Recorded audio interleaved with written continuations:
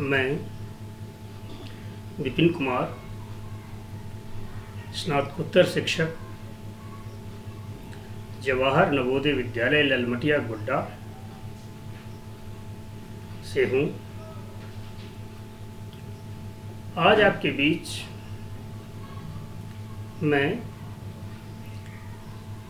द्वादश वर्ग में पढ़ाई जाने वाली किताब आरोह भाग 2 की प्रथम कविता आत्मपरिचय से परिचय कराने के लिए उपस्थित हूँ। आप छात्रों को मैं प्रथमतः काव्य और उसके काव्यांश की चर्चा करने के पूर्व कवि का परिचय देना मुनासिब समझता हूँ, चूँकि इस कविता के कवि हिंदी साहित्य संसार के नामी गिरामी और साहित्यानुरागियों के हृदय में एक सम्मानजनक, एक आदर पैदा करने वाले, हृदय पर विराजित होने वाले डॉक्टर हरिवंश राय बच्चन जी हैं। यूँ तो हरिवंश राय बच्चन जी के जीवन में अनेक उतार चढ़ाव आते हैं, जैसे हर मनुष्य के जीवन में उतार चढ़ाव आते हैं। विशेष चर्चा बच्चन जी के साथ उतार चढ़ाव के संदर्भ में इसलिए की जाती है कि कैसे कवि अपने जीवन में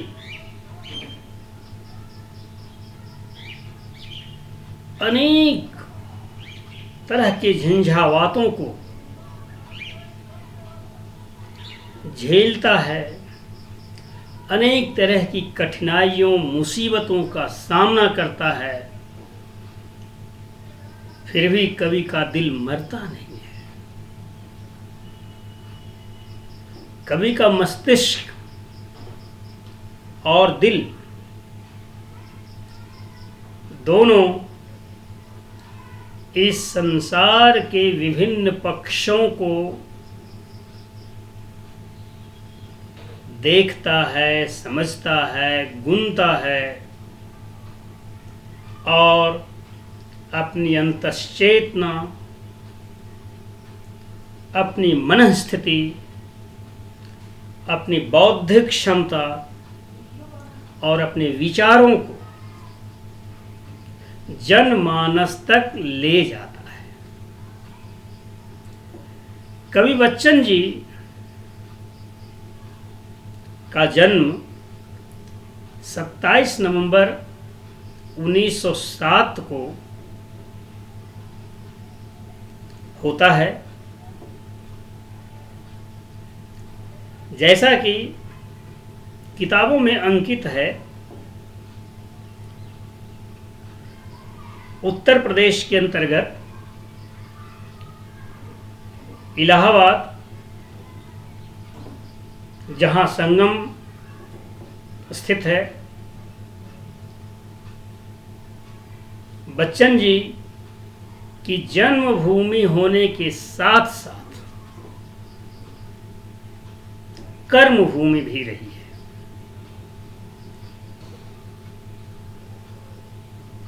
बच्चन जी जब थोड़े बड़े होते हैं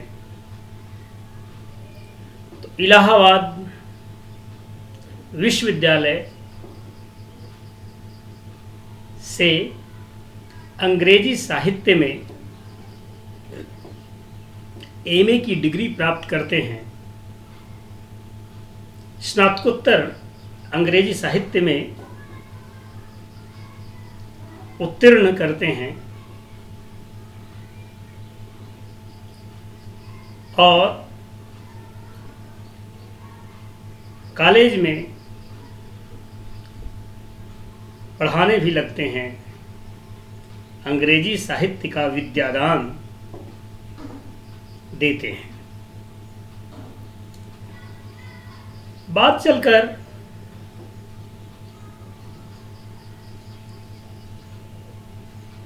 पीएचडी करने के लिए हरिवंश राय बच्चन जी कैम्ब्रिज विश्वविद्यालय इंग्लैंड का रुख करते हैं। अनुदान सरकार भारत सरकार की ओर से प्राप्त कर विशिष्ट शैक्षणिक उपलब्धि प्राप्त करने के लिए कैम्ब्रिज विश्वविद्यालय जाते हैं, जहां उन्होंने अंग्रेजी के फेमस कवि W.E. इट्स की कविताओं पर शोध कर पीएचडी की उपाधि अर्जित करते हैं।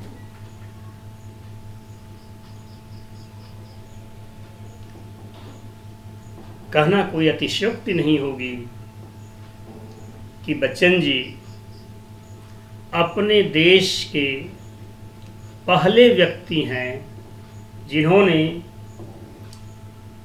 अंग्रेजी साहित्य में कैम्ब्रिज विश्वविद्यालय से पीएचडी की उपाधि प्राप्त की।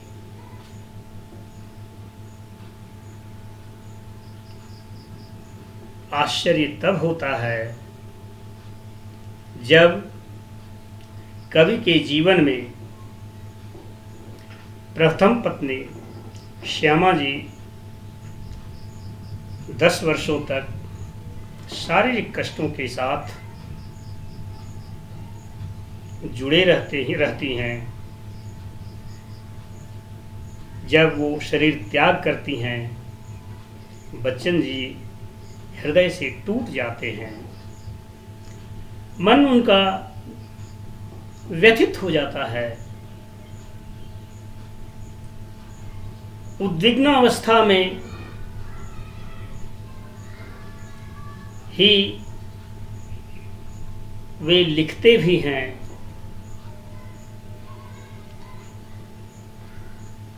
इलाहाबाद का जो वह घर था, जिस घर में वो रहा करते थे, उसका नाम ही था 10 द्वार, जिस पर उन्होंने अपनी आत्मकथा 10 द्वार से सोपान तक, यानी इलाहाबाद से लेकर दिल्ली होते हुए मुंबई तक की उनकी जो यात्रा होती है,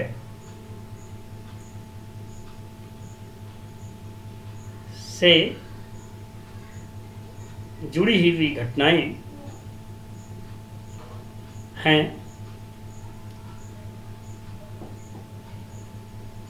उसके बाद उनके जीवन में तेजी बच्चन जी आती हैं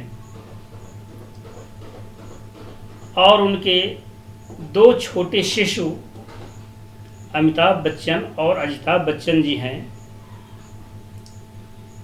जिस वक़्त वे कैम्ब्रिज विश्वविद्यालय से पीएचडी की उपाधि प्राप्त करने के लिए जाने वाले हैं,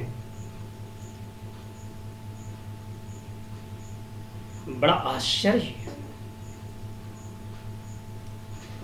लगता है कि देश की सेवा एक शैक्षणिक उपलब्धियों के साथ करने के लिए कवि को कितना संघर्ष करना पड़ता है। 4 वर्षों तक एक सामान्य काल नहीं होता है। अपने परिवार को इलाहाबाद छोड़कर सरकारी अनुदान पर पीएचडी करने के लिए भी इंग्लैंड जाते हैं, पीएचडी करके आते भी हैं। लेकिन इस बीच उनकी पत्नी और बच्चों पर कितने कष्ट आन पड़ते हैं और उसे उनका परिवार झेलता है। ऐसी शैक्षणिक उपलब्धि हासिल करने के लिए ही हम सबों को एक पल अवश्य सोचना चाहिए। तभी इस कविता को, यानी आत्मपरिचय जो इनकी पहली कविता है इस पुस्तक की, समझ सकते हैं कि संघर्षों से गुजरता हुआ कवि अपने मंजिल को पाता है, इसीलिए संसार को बहुत अच्छी तरह से समझ पाया है। बच्चन जी लोकप्रिय हो चले थे अपनी रचना मधुशाला के माध्यम से 1935 में। हालांकि उनकी पहली पुस्तक है काव्य संग्रह तेराहार 1929 ईस्वी में प्रकाशित होती है और क्रमशः उनकी मुख्य किताबें हैं मधुबाला 1936 में प्रकाशित होती हैं, मधुकलश 1937, आत्मपरिचय 1937, निशा निमंत्रण 1938,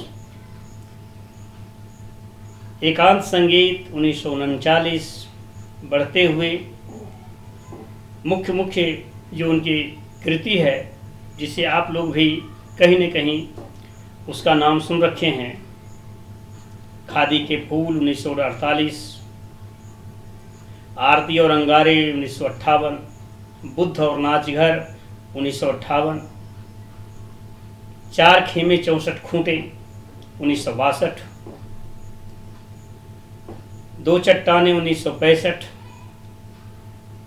जाल समेटा 1973, नई से नई पुरानी से पुरानी 1985, और जो सबसे जो जीवन की उनकी मुख्य बहुत ही दमदार कृति रही है वह है उनकी आत्मकथा। उनकी आत्मकथा 4 भाग में है।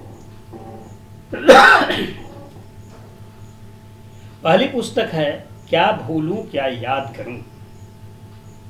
अपने जीवन काल और अपने कुल खानदान की चर्चा करते हुए इलाहाबाद की चर्चा उसमें करते हैं। उसी में गांव जवार की भी चर्चाएं आती हैं और श्यामा जी की विशेष रूप से इसमें चर्चा की गई है। वो जब दुनिया से चली जाती हैं और तेजी सूरी उनके जीवन में आती हैं 1941 ईस्वी में, तब उनके जीवन में फिर नई सिलसिला शुरू होती है। इसीलिए इस पुस्तक का नाम है, यानी उनकी दूसरी आत्मकथा का नाम है नीड़ का निर्माण फिर। नीड़ कहते हैं घोंसले, जो 1970 ईस्वी में प्रकाशित होती है। और जब कैम्ब्रिज विश्वविद्यालय पढ़ाई के सिलसिले में उच्चतम डिग्री उपाधि पीएचडी प्राप्त करने के लिए जाते हैं और अंग्रेजी साहित्य में खासकर इंग्लैंड की दुनिया में विचरण करते हैं, तो यहाँ का बसेरा छूट जाता है इसीलिए इस पुस्तक का, तीसरी पुस्तक का नाम है बसेरी से दूर, जो 1977 में प्रकाशित होती है। और फिर वहाँ से लौट कर आते हैं दिल्ली की राह पकड़ते हुए, मुंबई अपने बेटे के पास तक जाते हैं। लेकिन उनका साहित्य संसार धीरे धीरे समृद्धतर होता जाता है और वह अंतिम आत्मकथा की जो पुस्तक है उनकी, वह है 10 द्वार से सोपान तक, जो 1985 ईस्वी में प्रकाशित होती है। इतना ही नहीं, वो नाटक के साथ भी आते हैं। मैकबेथ उनकी बहुत अच्छी कृति है, अथेलो है, उमर खयाम की रुबाइयाँ भी हैं। बात चल कर के 1961 में नेहरू राजनीतिक जीवन चरित है, चूँकि नेहरू जी उन्हें विदेश मंत्रालय में भाषा की समृद्धि के लिए विशिष्ट योगदान दिलवाते हैं और सचमुच में हिंदी मिश्रित उर्दू, हिंदी उर्दू का जो मिश्रित स्वरूप है उसको अपने देश में सरकारी स्तर पर, देश विदेश में प्रबलता के साथ, मजबूती के साथ, सरसता के साथ प्रतिपादन करने में महत्वपूर्ण भूमिका रही है बच्चन साहब की। उन्हें अनेक पुरस्कार भी मिले। पद्म भूषण 1976 ईस्वी में मिला।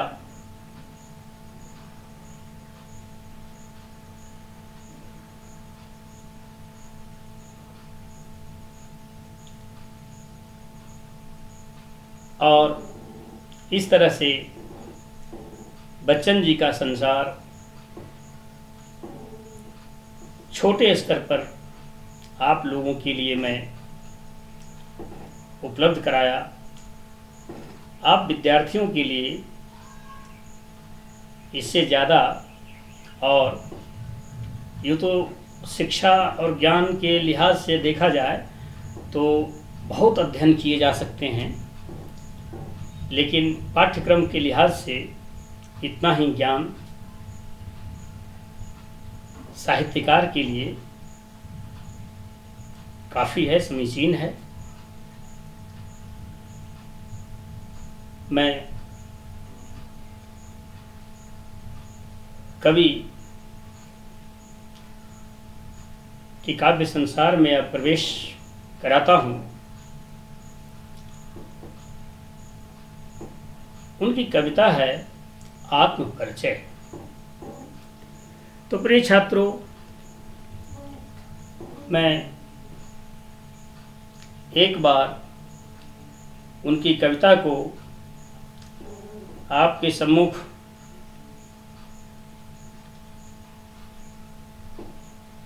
पढ़ना चाहूँगा और फिर दूसरी जो वीडियो मैं आपके सामने लाऊंगा उसमें पूरी कविता के साथ साथ उसके व्यापक अर्थ रहेंगे। तो यह वीडियो ज़्यादा लंबा न होने पाए, इसके लिए मैं कवि का परिचय एवं उनकी कविता आत्म परिचय से समाप्त करना चाहूँगा। एक बार कविता का हम लोग रसपान कर लें। मैं जग जीवन का भार लिए फिरता हूँ, फिर भी जीवन में प्यार लिए फिरता हूँ। कर दिया किसी ने झंकृत जिनको छूकर, मैं सांसों के दो तार लिए फिरता हूँ। मैं स्नेह सुरा का पान किया करता हूँ। मैं कभी न जग का ध्यान किया करता हूँ।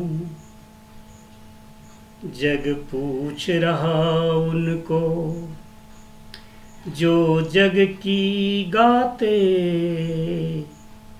मैं अपने मन का गान किया करता हूँ। मैं अपने मन का गान किया करता हूँ। अगला स्टेंजा है, मैं निज उर के उद्धार लिए फिरता हूँ। मैं निज उर के उपहार लिए फिरता हूँ। है यह अपूर्ण संसार न मुझको भाता। मैं स्वप्नों का संसार लिए फिरता हूँ। मैं स्वप्नों का संसार लिए फिरता हूँ।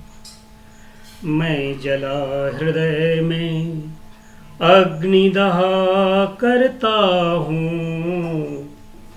सुख दुख दोनों में मग्न रहा करता हूँ।